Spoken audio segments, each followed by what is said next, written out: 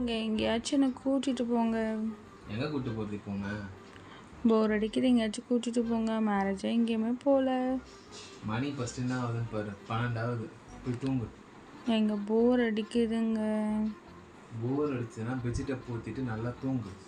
சரி ஓகே, எனக்கு அட்லீஸ்ட் உங்கள் சின்ன வயசு ஃபோட்டோ வச்சு பார்க்கலாமா? அதெல்லாம் எங்கே இருக்குன்னு தெரியலடி, அதெல்லாம் தேடி எடுக்கணும். நாளைக்கு பார்க்கலாம், இப்போதைக்கு போய் தூங்கு. ஓ அப்படியா, சரி ஓகே. அப்போ நம்ம மேரேஜ் ஃபோட்டோ பார்க்கலாங்க. மேரேஜ் ஃபோட்டோவா எதுக்கு? மேரேஜ் ஃபோட்டோவா எதுக்கு? மேரேஜ் ஃபோட்டோவா எதுக்கு? நம்ம மேரேஜ் ஃபோட்டோஸுங்க. நம்ம மேரேஜ் ஃபோட்டோ தான், ஏன் இப்போ பார்க்கணும்? ஏன் என்ன எதுக்கு இப்போ ஏன் பார்க்கணும்னு கேட்குறீங்க? நம்ம மேரேஜ் ஃபோட்டோ தானே, ஏன் பார்த்தா என்ன? இல்லை, இப்போ ஏன் பார்க்கணும்? நாளைக்கு பார்க்கலாமே. இல்லை, இப்போ தான் பார்க்கணும், பார்க்கலாம். இப்போவா? ஆமாம், இப்போ தான் பார்க்கலான்னு சொன்னேன்.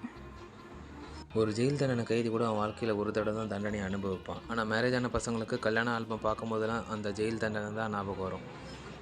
பார்க்கலாம். பார்க்க வேணான்னு சொன்னால் சண்டை போடுவா. பார்க்குறோம், எடுத்துட்டு வாங்க. பார்க்குறேன்னு சொல்லிடுறா. பார்க்கலாம். லைஃப்பை தொலைச்சிட்டியடா. ஏங்க, இந்த வேஷ்டி சட்டை உங்களுக்கு நல்லா இருக்குங்க. இப்போ ரொம்ப முக்கியம் இந்த நேரத்தில். அன்றைக்கி அந்த வாட்ச் கட்டிட்டு இருந்தீங்களே, அது கூட நான் வாங்கி கொடுத்த வாட்ச் தானே? ஆமாம் ஆமாம். சூப்பர். பார்த்தீங்களா எனக்கு தாலி கட்டுற மொமெண்ட்டு? அது உனக்கு தாண்டி சூப்பர், எனக்கு கிடையாது. ஆமாம், என்னங்க ஏதோ கை காட்டியிருக்கேன், நான் வேறு பார்த்துருக்கேன். அது அருந்ததி காட்டினுங்க.